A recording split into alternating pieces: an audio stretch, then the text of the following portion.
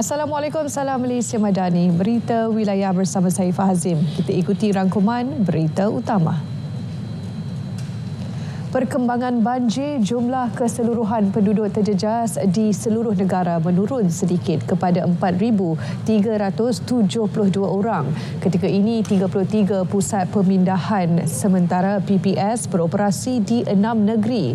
Kedah kekal paling teruk terjejas dengan 1,469 penduduk berlindung di 11 PPS. Di Pahang, 7 PPS diaktifkan menempatkan 1,415 penduduk. Manakala 1,209 orang berada di 8 PPS di Perak. Sementara di Melaka, 229 orang di 5 PPS, Selangor 17 individu terjejas dan 17 lagi berlindung di sebuah PPS di Batu Pahat, Johor. Di Ibu Negara, beberapa jalan di Kuala Lumpur dinaiki air susulan hujan lebat berterusan yang bermula sejak kira-kira 8 pagi tadi. Hujan lebat menyebabkan aliran trafik terganggu, antaranya di Jalan Parlimen menghala ke Bukit Aman, Jalan Perak dan Lebuh Raya Sultan Iskandar.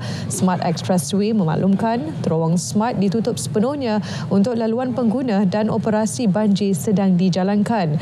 Universiti Melaya turut dilanda banjir kilat pagi tadi. Bagaimanapun, keadaan banjir di sekitar kampus telah reda pada tengah hari. Universiti Melaya berkata banjir yang melanda universiti ini tidak menyebabkan kecederaan atau kemalangan jiwa. Sementara itu, tiada kemalangan jiwa dilaporkan susulan runtuhan tebing di lereng bukit setinggi 30 meter di kawasan perumahan Jalan E6, Taman Melawati di Ampang, Selangor. Menurut penolong pengarah operasi Jabatan Bomba dan Penyelamat Malaysia Selangor, pergerakan tanah bagaimanapun dilapor masih berlaku. Justeru penduduk di 20 rumah telah diarah untuk mengosongkan kediaman masing-masing. On the way daripada pergi office di Mutiara Damansara, dah dekat nak sampai dah actually. Lepas tu I nampak my phone, nampak neighbor message, your house okay ke tak? Lepas tu I tengok, kenapa dia tanya?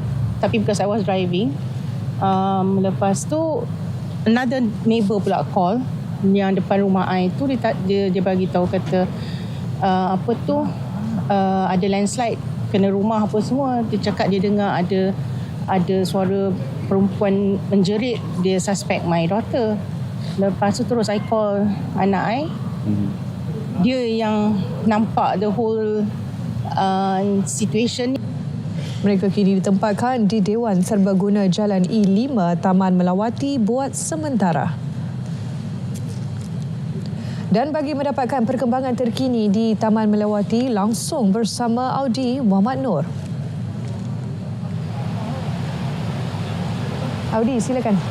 Ya, Eva, daripada Jakarta Sapuri, sedikit imbasan hujan lebat sejak awal pagi tadi dan sekarang ni pun hujan lebat di tempat tanah kejadian, tanah runtuh setinggi 30 meter di Taman Melawati yang berlaku pagi tadi. Dan pada jam 10.30 pagi tadi, IPD Ampang Jaya telah menerima maklumat berkaitan satu jalan tanah runtuh di persimpangan Jalan Sedang dan Jalan E6 Taman Melawati.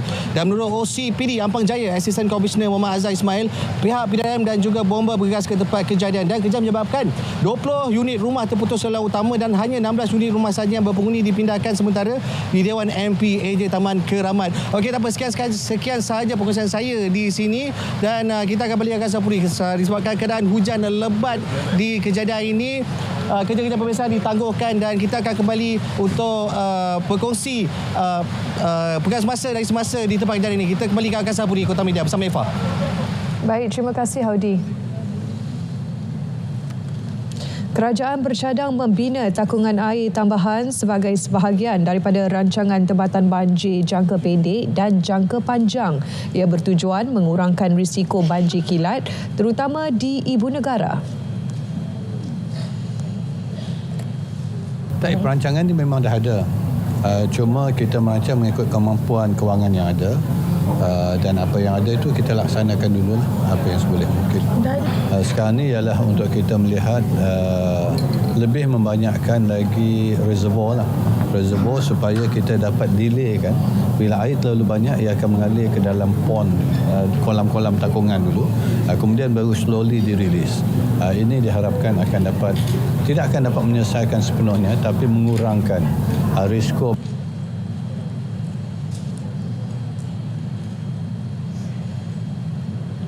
Bagi perkembangan cuaca seluruh negara, kita langsung bersama pegawai Met Malaysia Muhammad Nafizi Mat Napiah. Silakan. Assalamualaikum dan salam sejahtera. Kita mulakan laporan pada petang ini dengan melihat keadaan cuaca semasa.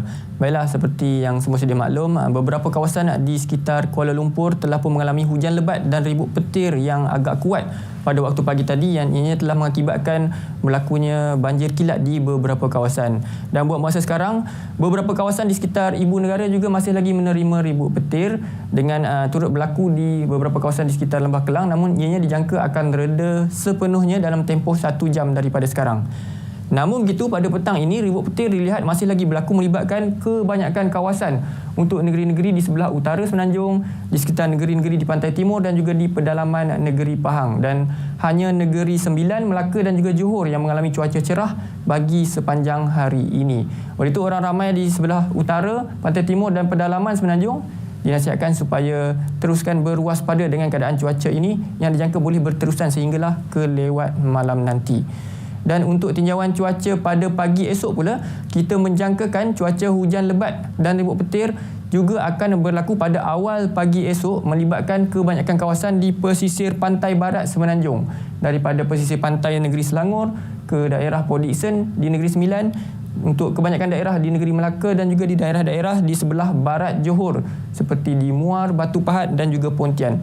Oleh itu, orang ramai yang berada di sekitar kawasan pesisir pantai barat Semenanjung ini sekali lagi dinasihatkan supaya berwaspadalah dengan keadaan cuaca ribut petir yang dijangka akan lebih kerap berlaku pada waktu pagi untuk sepanjang minggu ini, dan disertakan juga dengan kejadian air pasang besar yang turut dijadualkan akan berlaku untuk minggu ini. Seterusnya kita lihat keadaan cuaca semasa bagi negeri Sabah dan juga Sarawak. Berbeza keadaannya untuk negeri Sabah dan Sarawak, tidak banyak hujan yang dicerap di kebanyakan bahagian. Ribut petir hanya berlaku di beberapa kawasan di sekitar pedalaman dan juga pantai barat Sabah, dan juga di beberapa bahagian untuk negeri Sarawak seperti di Limbang, Kapit, Betong dan juga di sekitar bahagian Sibu yang dijangka akan reda menjelang awal malam. Namun begitu, ribut petir pada lewat malam nanti dijangka akan lebih tertumpu di bahagian-bahagian di sebelah pedalaman Sarawak, dan pada awal pagi esoknya ribut petir dijangka akan lebih berlaku di sepanjang pesisir pantai untuk kebanyakan kawasan di negeri Sabah. Baiklah, sekian dahulu info cuaca buat kali ini. Sebelum berpisah, kita lihat tinjauan cuaca bagi bandar-bandar utama di seluruh negara. Assalamualaikum dan salam Malaysia Madani.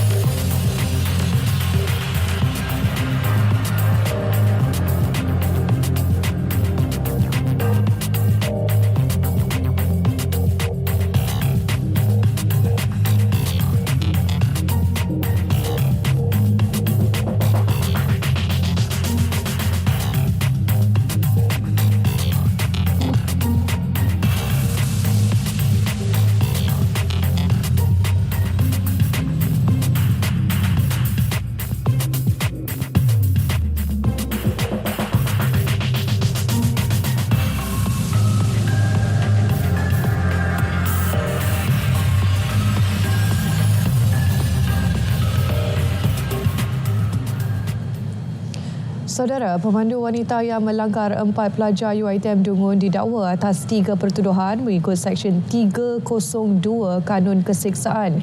Mengikut pertuduhan, Norizan Ismail, 49 tahun, telah melakukan bunuh dengan menyebabkan kematian terhadap Ku Adib Aizat Ku Azmi dan Khairil Anwar Jamaluddin masing-masing 20 tahun dan Muhammad Akmal Mat Tukirin 25 tahun pada 9 Oktober lalu. Bagaimanapun, tiada sebarang pengakuan direkodkan kerana kes di bawah bidang kuasa Mahkamah Tinggi. Mahkamah menetapkan tertuduh menjalani pemeriksaan mental di Hospital Permai Johor Bahru selama sebulan.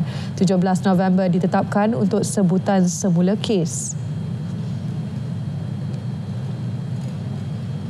Norizan kemudian dibawa ke Mahkamah Seksyen Kuala Terengganu untuk didakwa mengikut Seksyen 307 Kanun Keseksaan bagi pertuduhan cubaan membunuh seorang lagi mangsa Muhammad Ahmad Danish Muhammad Ridwan 20 tahun.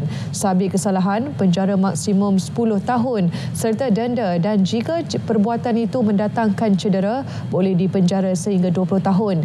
18 November ditetapkan sebutan semula kes. Tulislah yang baik-baik, jadilah Nurtizen. Senjata orang yang bijaksana adalah kertas dan pena. Forum Perdana Ehwal Islam setiap Khamis 9 malam. Rancangan Forum Perdana Ehwal Islam dibawakan khas oleh Bank Islam. Amanah terjamin, nilai terhasil. Mewarnaimu hanya di TV1.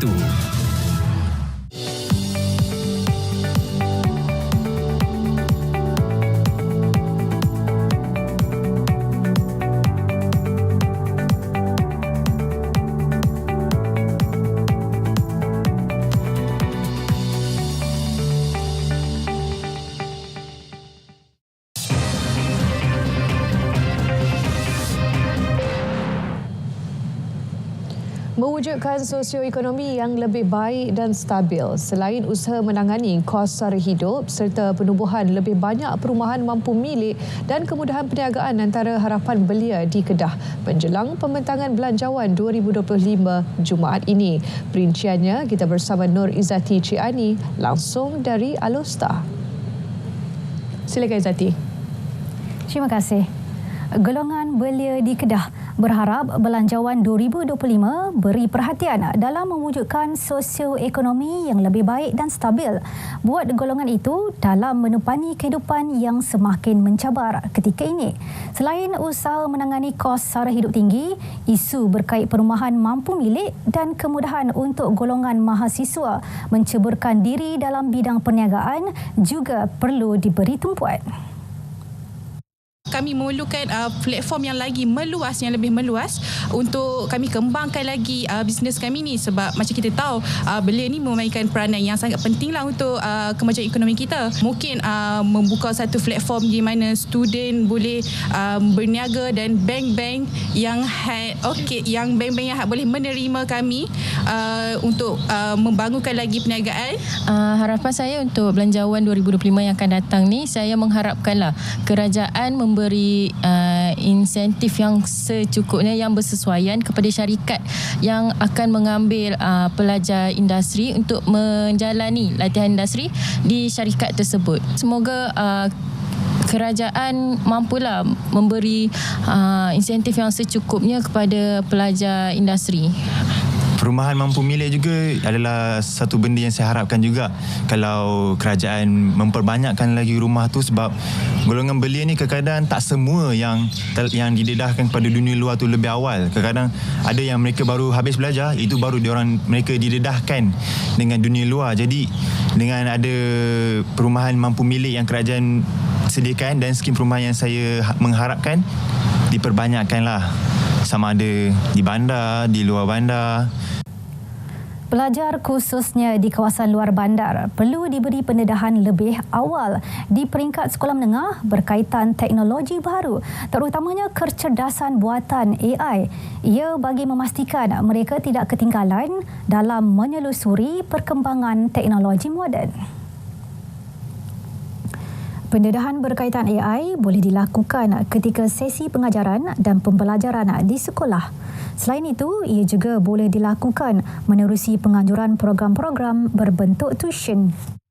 Saya kena percaya dengan kebolehan, dengan fasiliti yang ada, selepas ini akan ada lagi program-program yang lebih baik untuk memantapkan lagi pelajar-pelajar. InsyaAllah berdasarkan pada prestasi pelajar-pelajar yang perlu ditekankan sebagai contoh. Bukan saja semua pelajar cemerlang, tapi mungkin ada juga beberapa kategori pelajar yang tidak dapat menempuh pelatihan, kita push untuk memantapkan lagi grade dan sebagainya.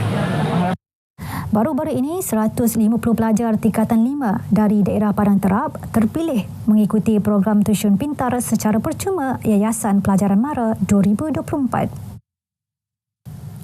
Program My Mengaji 2.0 dan Jom Ikut Sunnah antara dua program baru yang bakal menemui pendengar stesen radio Kedah FM tahun hadapan. Kedua-dua program itu yang diberi nafas baharu bertujuan mengajak orang ramai mendekati dan menghayati program yang bersifat keagamaan. Program My Mengaji 2.0 dijangka bersiaran pada Februari 2025 melibatkan peserta terdiri daripada golongan remaja. Manakala program Jom Ikut Sunnah adalah hasil kerjasama strategik dengan Yayasan Dakwah Islamiah Malaysia. Kedua-dua program tersebut akan bersiaran pada setiap Jumaat. Kami telah merancang untuk melaksanakan dua program baru dengan nafas baru, dengan treatment yang lebih segar, yang elegan, dan insya-Allah program ini bakal menjadi ikutan dan memberi manfaat kepada masyarakat dan kepada semua pendengar setia Radio Kedah FM. Untuk 2.0 ini kita memberikan nafas yang baru bagi menarik generasi muda sekarang ni untuk cintakan sunnah dan juga Al-Quran. Dan sedikit sebanyak program ini juga kita harapkan dapat mendidik pendengar Kedah FM sendiri untuk menghayati, dan saya harap program ini insya-Allah akan terus mendapat sambutan, terutamanya generasi hari ini untuk cintakan Al-Quran dan Sunnah. Nantikan program ini. Penantian lebih 500 penduduk 3 buah kampung di Sed untuk mendapat bekalan air bersih menjadi kenyataan apabila projek pembangunan sistem air bersih siap dilaksanakan. Ia melibatkan peruntukan RM500,000 daripada Lembaga Tabung Haji dan dilaksanakan oleh Yayasan Ikhlas di Kampung Bukit Batu, Sed. Projek yang siap dibina sebulan lalu ini memberi manfaat kepada penduduk Kampung Bukit Batu, Kampung Bukit Berangan dan Kampung Kubang selepas hampir 40 tahun bergantung kepada sumber air bukit.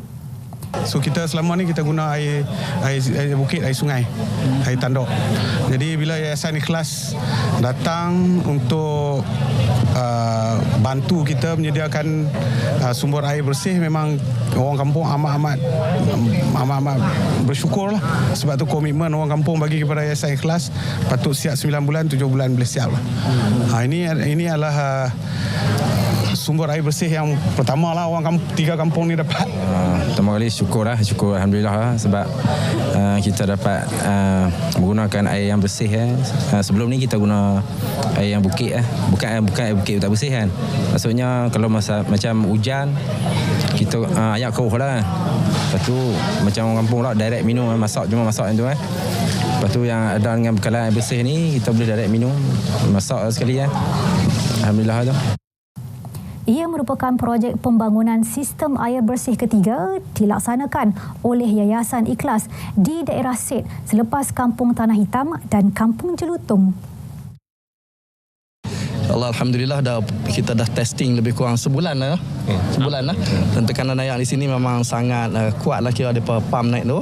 Dan air tu memang bersih. Dah dibuat ujian, air ni kira selamat untuk diminum. Saya pun dah minum tadi. Sebenarnya dalam 3 tahun ni kita dah buat 3 di Sabah, 3 di Sarawak, 3 Kedah, 1 Pahang. Dan secara cadangan kami lah, hasrat kami untuk 5 kampung atau 5 projek di Kedah setahun. Paparan itu mengakhiri bahan berita dari Kedah untuk petang ini. Saya Nur Izzati Ciani, kembali ke Angkasa Puri, Kota Media. Baik, terima kasih Izzati. Rundingan akhir kini giat dijalankan berhubung projek transit aliran ringan LRT laluan Mutiara Pulau Pinang. Ketua Menteri Chow Ken Yeow berkata rundingan termasuk memuktamadkan isu teknikal dan penilaian kontrak sebelum kerja pembinaan bermula. Bagaimanapun, kerajaan negeri tidak mempunyai tarikh tepat berkenaan permulaan kerja-kerja pembinaan. Ini berikutan ia dilaksana oleh kerajaan pusat, manakala Pulau Pinang hanyalah penerima manfaat.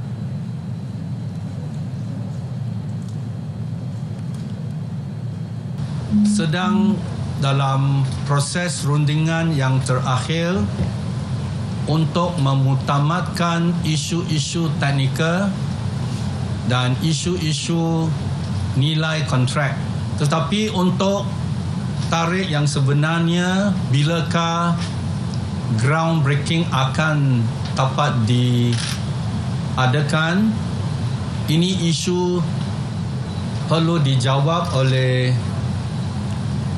Kementerian Pengangkutan sekiranya bukan MRT Corp lah. Sebab mereka adalah kementerian dan agensi yang menjadi pemilik projek. So kita sebenarnya seperti anda juga menunggu tarikh-tarikh bilakah upacara pecah tanah akan dilakukan. Projek segmen pertama itu melibatkan laluan bayan lepas ke Komta. Jabatan Kastam Diraja Malaysia JKDM Perlis menyita 3 kenderaan pelbagai jenama selepas didapati tinggal melebihi tempoh 90 hari tanpa kebenaran. Pengarah Negeri Ismail Hashim berkata nilai sitaan berjumlah 1.1 juta ringgit dengan cukai melebihi 2 juta ringgit. Jadi banyak alasan sebenarnya kenapa terlewat dan sebagainya kan. Dan apa tindakan, kita akan lihat tindakan lanjut lah. Sama ada dia portion ni 2 hari. Yang pertama tadi 3 hari untuk Mazda, yang untuk Toyota Camry 20 hari. Dalam operasi berasingan, JKDM Perlis turut menyita 263 karton rokok tidak bercukai dianggarkan bernilai melebihi RM31,000 serta 2,280 tin minuman keras bernilai RM7,600 dirampas di sebuah stor di Perak.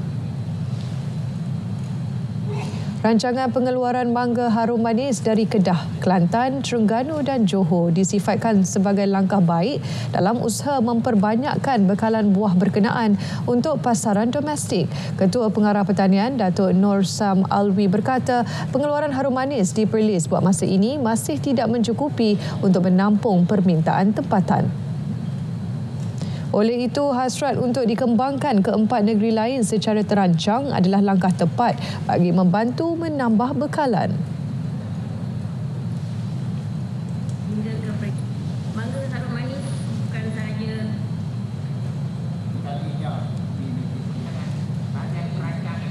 Negeri-negeri berkenaan sebenarnya dia belum ada lagi penanaman secara komersial macam dibuat di Perlis.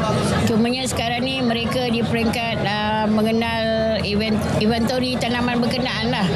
Jadi bila nampak ada potensi itu, negeri-negeri ni akan mungkin melaksanakan program pembangunan mangga harum manis secara yang lebih teratur lah dan terancang.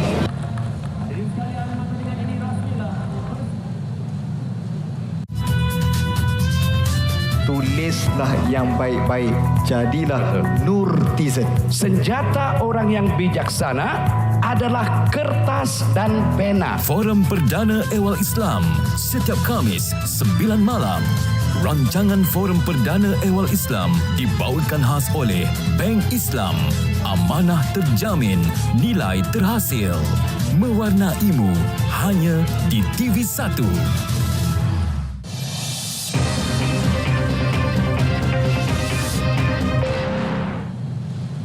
bersua kembali.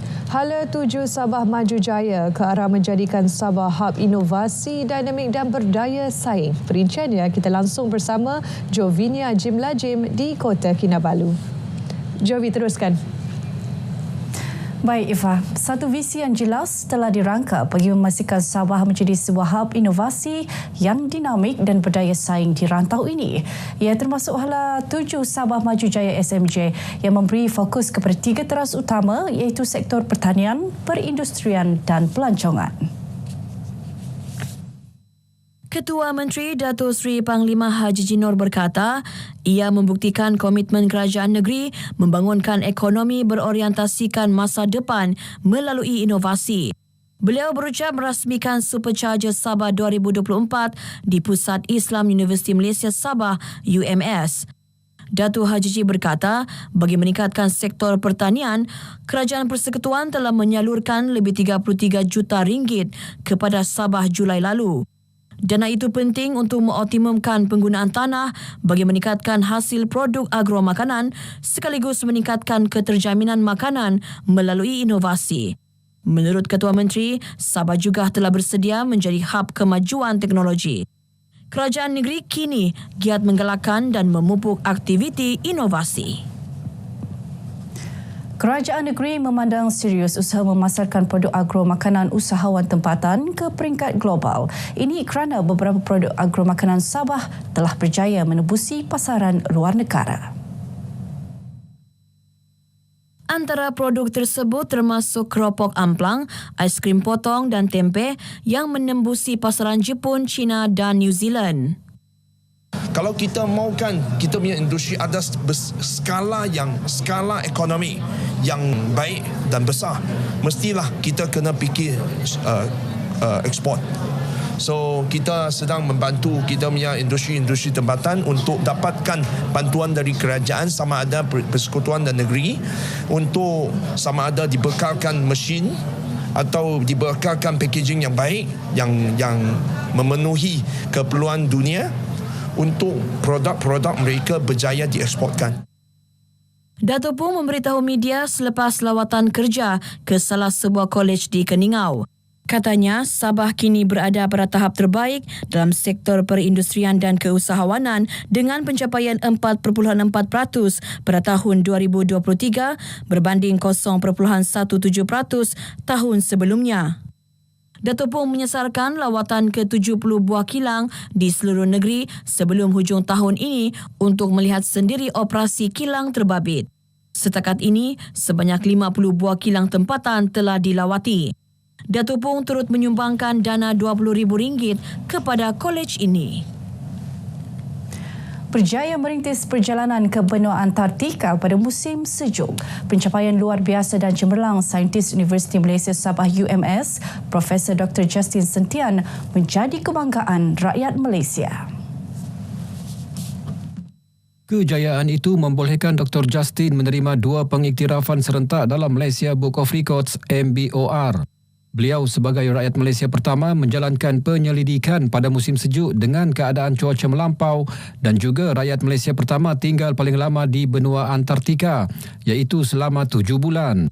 Dr. Justin turut menerima pengiktirafan daripada Yayasan Penyelidikan Antartika Sultan Mizan YPASM sebagai penganjur ekspedisi penyelidikan musim sejuk pertama di benua Antartika. Kejayaan tersebut turut menjadi kebanggaan Ketua Menteri Datuk Seri Panglima Haji Jinor yang melahirkan penghargaan kepada usaha gigi Dr. Justin. Ia disuarakan dalam ucapan sempena Majlis Penganugerahan MBOR Program Penyelidikan Musim Sejuk di Antartika dan Anugerah YPSAM kepada Dr. Justin. Teks ucapan Ketua Menteri dibacakan Menteri Belia dan Sukan Dato' Elron Alfred Angin.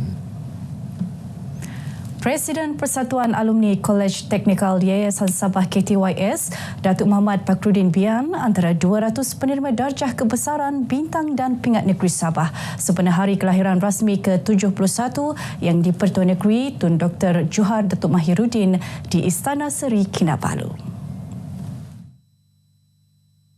Datuk Muhammad Pakrudin merupakan antara 30 penerima Panglima Gemilang Darjah Kinabalu PGDK. PGDK merupakan darjah kebesaran kedua tertinggi negeri Sabah yang membawa gelaran Datuk. kami berjanji akan meningkatkan usaha dan sokongan kami kepada Kolej Teknologi yang Sabah untuk membina dan membangunkan modal insan terutama anak-anak warga Sabah melalui program-program yang ditawarkan di Kolej Teknologi yang Sabah. Sementara itu, Datuk Guan Kah Hock dan Datuk Liu Kim Chung pula dianugerahkan Jaksa Pendamai JP. Seramai 20 individu dikurniakan Ahli Setia Darjah Kinabalu ASDK, manakala 40 yang lain menerima Ahli Darjah Kinabalu ADK. Bintang Setia Kinabalu BSK pula dianugerahkan kepada 51 penerima, manakala 38 penerima Bintang Kinabalu BK, 20 penerima pula mendapat pingat perkhidmatan terpuji. Pelajar kurang berkemampuan dari Tawau, Nur Fasha Natasha Abdul Rahim dan Krishna Nalina Jumis dari Paitan menerima bantuan komputer riba daripada Yang di-Pertuan Negeri Tun Dr. Johar Datuk Mahiruddin. Kedua-dua pelajar UMS tersebut masing-masing meneruskan pengajian dalam bidang perubatan dan perhutanan tropika. Penyerahan sumbangan disampaikan Setiausaha Perhubungan TYT Sabah Datuk Muhammad Rasid Muhammad Tahir mewakili Tun Johar di bangunan Chancellery UMS. Sekiranya ada apa-apa yang untuk bantuan kepada dua pelajar ini, boleh maklumkan kepada Tuan Yang Termatun. Dan bantuan ini adalah bantuan peribadi Tuan Yang Termatun untuk membantu kepada setiap pelajar. Saya sangat bersyukurlah sebab ada pihak yang berbesar hati untuk membantu saya sebagai seorang pelajar yang kurang berkemampuan dari segi kewangan. Tanpa bantuan-bantuan yang ada, saya tidak akan berdiri di sini hari ini. Bersyukur sebab saya tidak sangka saya boleh dapat bantuan macam begitu sampai saya dapat sambung sini. Tun Johar turut membayar yuran pendaftaran kedua-dua pelajar ini. Nur Fasha dan Krishna Nalina sebelum ini dilaporkan terpaksa menolak tawaran kemasukan ke UMS kerana masalah kewangan yang dihadapi keluarga. Program pengedaran barang perlu gas petroleum cecair LPG dan community drumming akan dipantau secara berterusan. Ia bagi memastikan pelaksanaan program tersebut memberi manfaat kepada golongan sasar serta tidak disalahgunakan oleh pihak tertentu. Pemantauan berterusan dibuat termasuk di Zon Abai Kinabatangan yang merupakan antara destinasi baharu program ini. Ia termasuk pemeriksaan mengejut ke atas pihak pengangkutan dan point of sales POS. Ketua Cawangan Kementerian Perdagangan Dalam Negeri dan Kos Sara Hidup KPDN Sandakan, Asdi Zukri John berkata, pengambilan bekalan turut dikawal selain berbincang dengan pihak pengangkutan. Mengadakan perbincangan secara empat mata dengan transporter dan membincangkan apakah penambahbaikan yang perlu diambil untuk memastikan bahawa manfaat subsidi ini dapat terus dinikmati oleh golongan sasar. Asdi ditemui RTM selepas melakukan pemeriksaan di Kampung Abai Kinabatangan. Beliau berharap program ini diteruskan agar lebih ramai penduduk luar bandar mendapat barangan keperluan pada harga lebih rendah.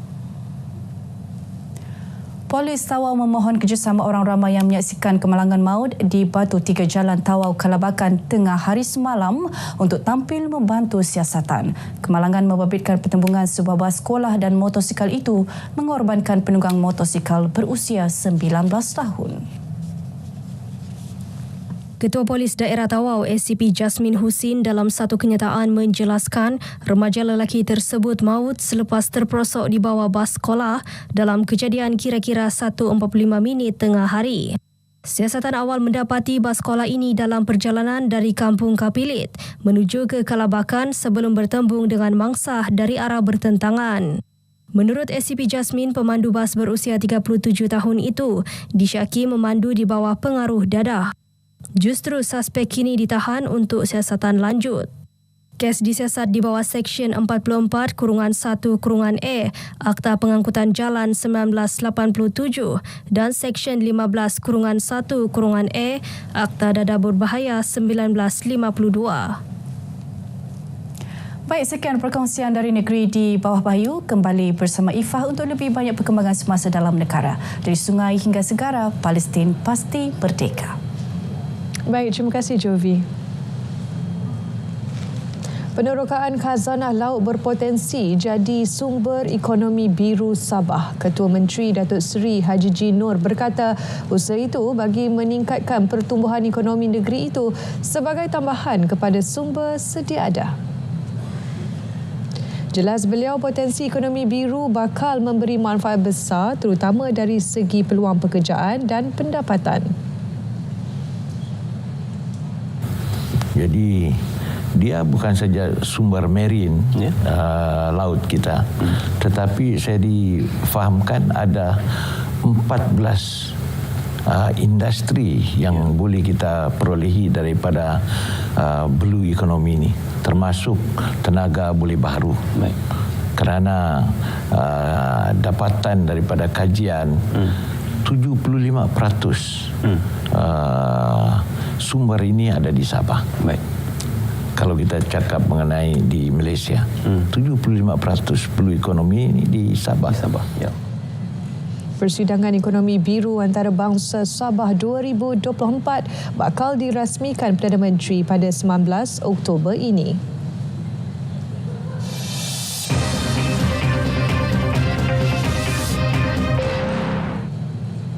Seterusnya, kita ke Bumi Kenyalang dan antara paparan menarik hari ini, program NASA Space Apps Sarawak perkasa pendidikan STEM dalam kalangan anak muda melebihi sasaran 5,000 peserta dari 22 daerah di Sarawak. Perinciannya langsung bersama Buma Win di Kuching. Silakan Buma.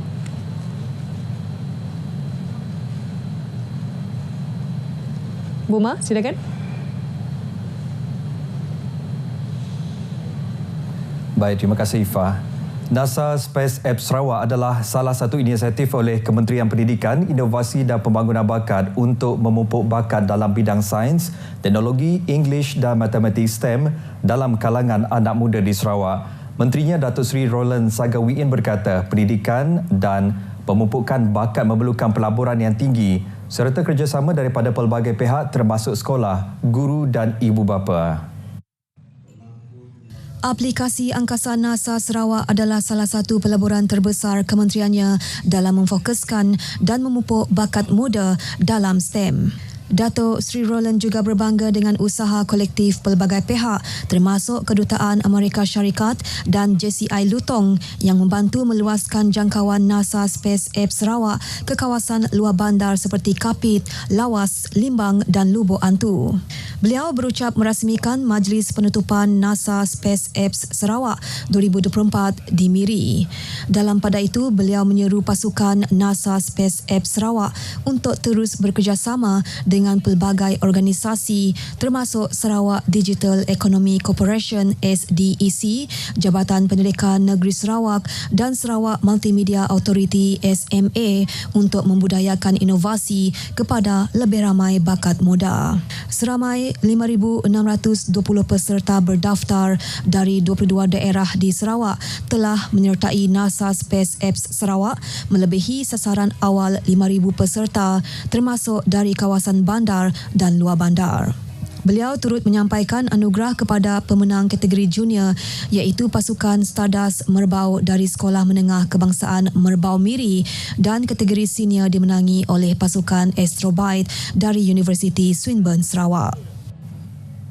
Industri sawit terus memainkan peranan penting menyumbang kepada kesejahteraan ekonomi negara. Menteri Peladangan dan Komuniti Datuk Seri Johari Abdul Ghani berkata, nilai ekspor minyak sawit dan produk berasaskan sawit negara mencecah RM69 bilion sehingga Ogos 2024. Ini mencatat peningkatan sebanyak 12.7% berbanding tempoh yang sama tahun lalu.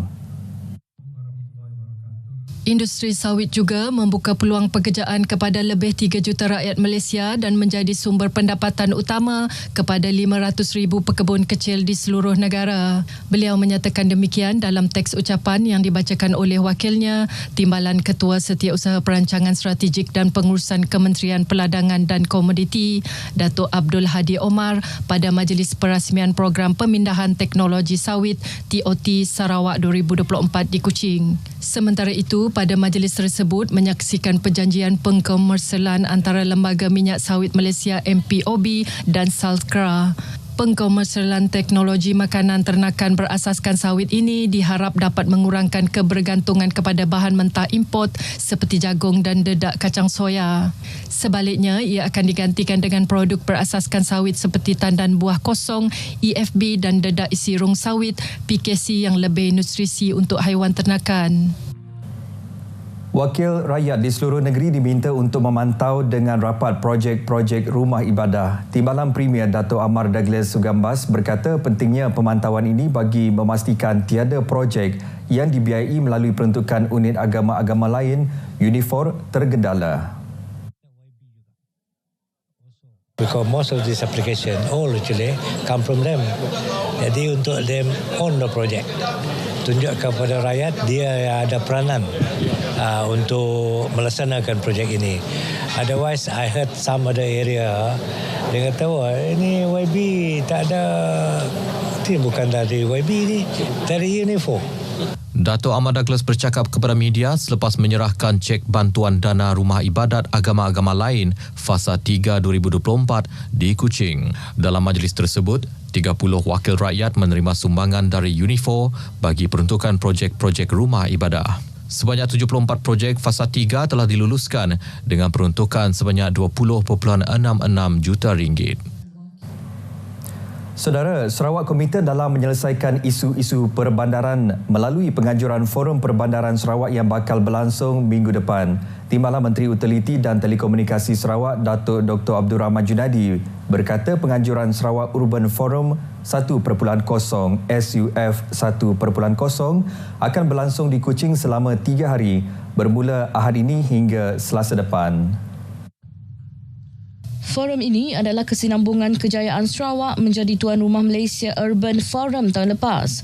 Bertemakan inklusiviti sosial ke arah urbanisasi lestari, SUF 1.0 akan menumpukan isu-isu utama berkaitan perbandaran di negeri ini. Forum tersebut akan berlangsung di Hikmah Exchange and Event Centre dengan tumpuan pada topik seperti bandar mesra kanak-kanak dan bandar hijau yang mampan. Jadi ini adalah julung kali Dewan Bandaraya Kuching Utara dengan sokongan Kerajaan Sarawak dan juga Kementerian Kesihatan Awam, Perumahan dan Kerajaan Tempatan dengan kerjasama pihak Urbanis Malaysia, Asia Foundation dan juga Afin Bank mengelolakan bersama SUF 1.0 ini. Beliau berkata demikian pada sidang media berkenaan SUF 1.0 di Ibu Pejabat Dewan Bandaraya Kuching Utara di Bukit Siol. Forum ini akan menampilkan 19 panel dari Sarawak, Semenanjung Malaysia, Jepun, Brunei Darussalam dan Indonesia. Kira-kira 300 peserta dijangka hadir. 4 buah sekolah di Sarawak terpilih untuk menyertai program 100 saintis 100 sekolah yang dilaksanakan di seluruh negara. Menurut Chemis Aisyah Abdul Aziz dari Jabatan Kimia Malaysia Sarawak, program di bawah Kementerian Sains, Teknologi dan Inovasi MOSTI itu bermula September hingga Disember ini. Sekolah yang terpilih di Sarawak termasuk Sekolah Kebangsaan Pantu di Sri Aman, Sekolah Menengah Kebangsaan Wira Penrisen di Bedawan, Sekolah Antarabangsa Yayasan di Kuching dan Sekolah Menengah Kebangsaan Asyakirin di Bintulu. Program STI salah satunya adalah program 100 saintis kuasa 3. Ini ada 3. Kenapa yang diberi ditulis sebagai 100 kuasa 3? Sebab ini ada 3 kitaran, 3 fasa. Untuk fasa 1 akan bermula bulan September hingga Disember. So ada 100 sekolah terpilih dan ada 100 saintis yang akan ke sekolah-sekolah untuk memberi pembelajaran dari segi belajar sains tu lebih more interaktif lah, bosan ataupun cari satu cara lah untuk mendidik mereka suka sains. Beliau berkata demikian selepas menjadi tetamu untuk program Bual Bicara di Sarawak FM di RTM Kuching.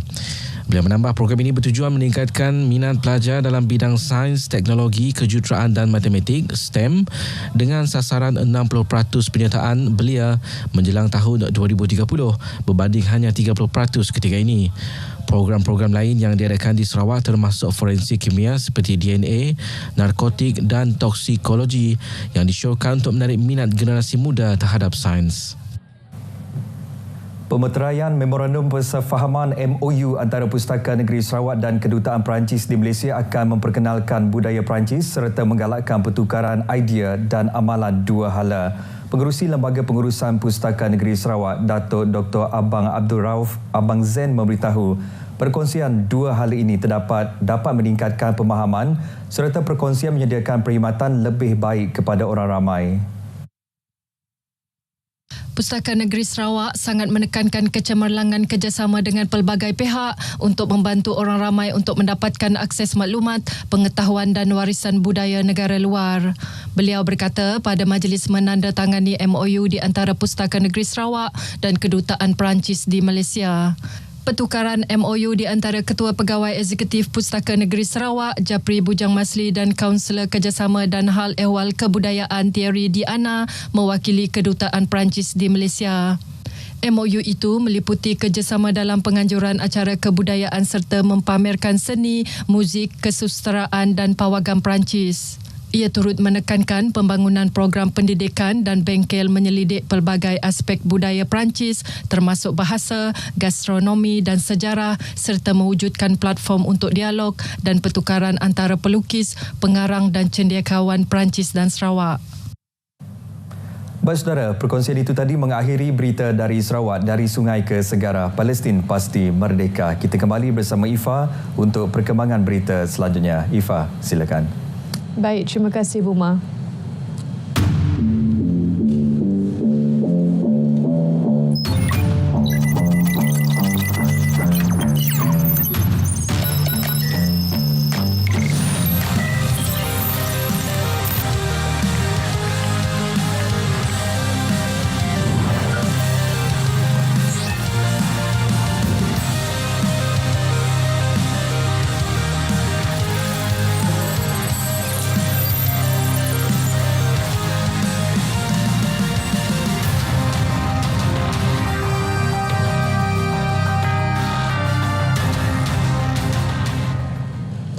RM12 juta diperuntukkan Jabatan Kemajuan Orang Asli JAKWA kepada masyarakat orang asli di Pahang menerusi Belanjawan 2024. Agihan melibatkan beberapa segmen iaitu infra dan sosial, projek rawatan air, ekonomi, usahawan dan pembangunan modal insan.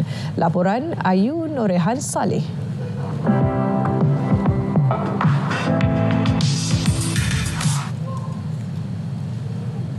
Komuniti tumpuan orang asli diperuntukkan RM333 juta. Satu penambahan daripada tahun lalu. Ini pelaksanaan projek sosioekonomi, prasarana perkampungan orang asli dan pemberian bantuan sosial. RM28 juta untuk pembangunan usahawan orang asli serta penanaman semula ladang orang asli dan Allahu Akbar. Bantuan di bawah peruntukan Belanjawan 2024 itu menceriakan petani Dawis Wong Ting Loy 40 tahun dari Kampung Sungai Lebak, Bentong. Hasil bantuan baja dan racun organik, sayur-sayuran yang ditanam Dawis tidak lagi berulat dan membusuk. Malah hasil jualan mencecah RM3,000 sebulan. Yang hidup lebih kurang anggaran dalam, kalau kacang buncis itu ada dalam 50 kilo sehari. 50 kilo. Kadang-kadang ada lah juga lebih 100 kilo macam tu. Bantuan serupa turut diterima petani Razak Betong yang mengusahakan tanaman pisang dan nangka.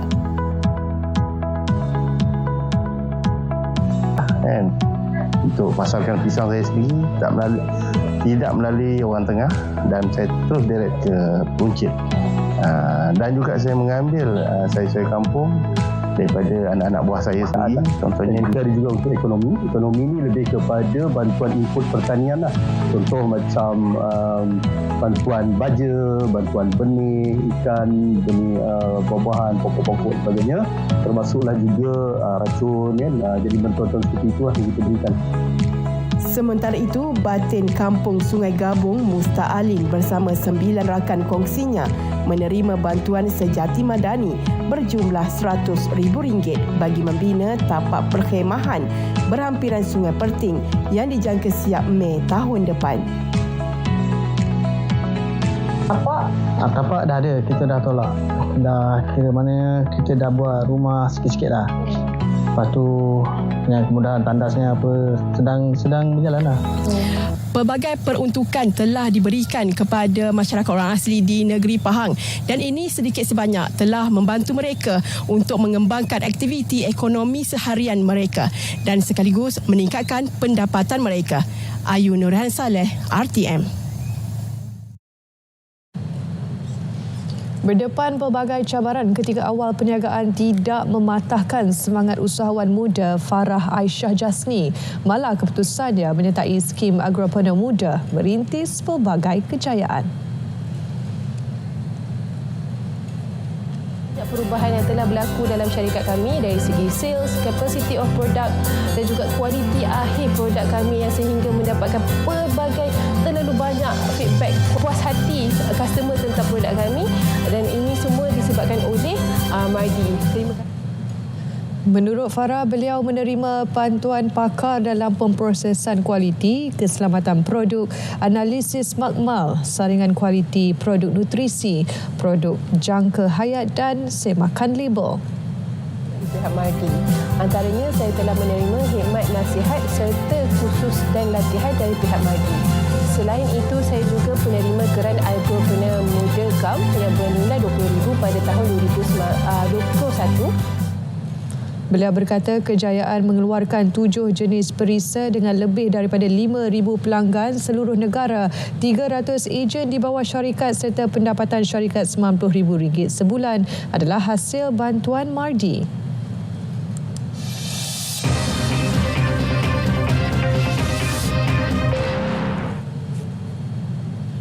Mahkamah menetapkan 26 November depan sebagai sebutan semula kes terhadap pengurus syarikat agensi pelancongan yang didakwa cuba membunuh isterinya selain menyebabkan kecederaan parah terhadap seorang pengawal peribadi. Hakim Amir Afendi Hamzah menetapkan tarikh berkenaan selepas peguam tertuduh memohon untuk meneliti dokumen termasuk laporan kimia yang diserahkan pihak pendakwaan hari ini. Mengikut pertuduhan, tertuduh didakwa atas pertuduhan cuba membunuh isterinya di Balai Ketibaan Antarabangsa Aras 3, Terminal 1 KLIA pada 1:09 pagi 14 April. Manakala pertuduhan kedua, dia didakwa dengan sengaja menyebabkan cedera parah terhadap pengawal peribadi isteri dengan menggunakan pistol yang boleh menyebabkan kematian. Anugerah Seri Angkasa 2024 buat julung kalinya menampilkan persembahan penuh orkestra rentak RTM. Sepanjang malam penyampaian anugerah Gilang Gemilang itu, anugerah berprestij itu bakal buka tirainya 26 Oktober ini di Dewan Perdana Pusat Konvensyen Antarabangsa Putrajaya yang akan disiarkan di TV2. Kelainan yang paling tak pernah kita lakukan untuk malam award, kita akan kita saksikan, kita tonjolkan kepada semua. Kita ada full orkestra yang akan menampilkan artis-artis hebat. So orkestra ni kita ada 47 piece daripada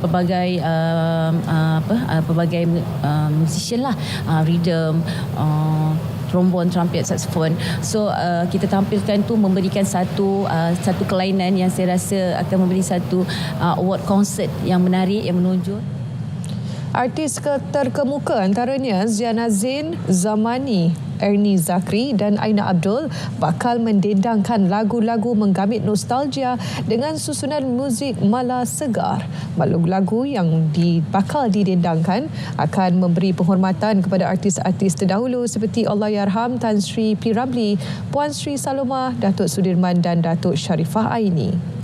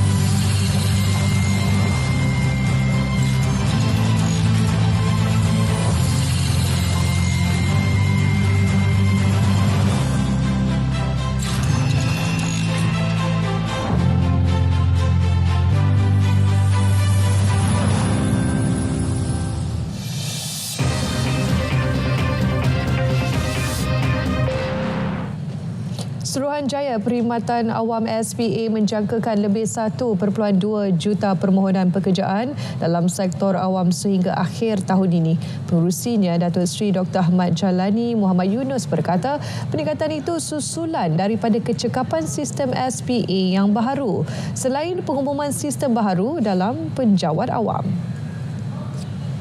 Jelas beliau lagi, bilangan permohonan yang tinggi membolehkan pilihan lebih teliti dilakukan bagi memilih calon berkualiti dalam perkhidmatan awam.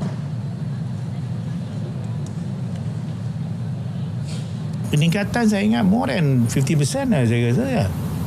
Daripada jumlah yang biasa. 1.2 juta. 1.2 juta kalau tahun lalu kan. Lalu was last year. Jadi saya jangka tahun ini akan meningkat lebih ramai. Berapa ganda?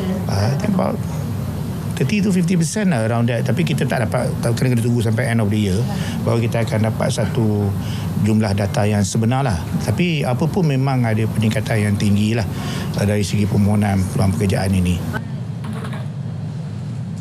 Festival Lampu Luna Lights Wonderland di Hutan Bandar Kulai Johor menerima pengiktirafan Malaysia Book of Records sebagai festival lampu terbesar dalam taman awam di Malaysia.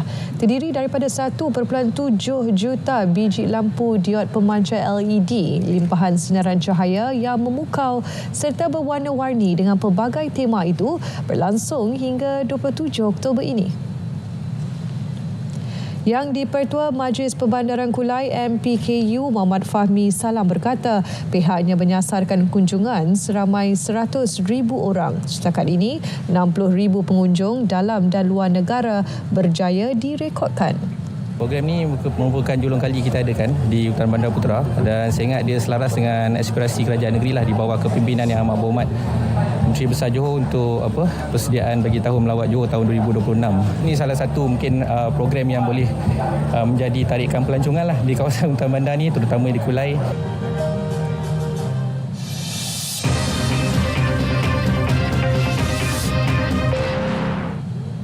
Seorang peniaga berputih mata apabila rugi RM500,000 selepas terpedaya dengan tawaran pelaburan usaha sama berkaitan pembangunan resort yang tidak wujud. Peniaga berusia 44 tahun itu ditawar menyertai pelaburan membangunkan sebuah resort di Pulau Perhentian oleh sebuah syarikat pada 23 Ogos 2020.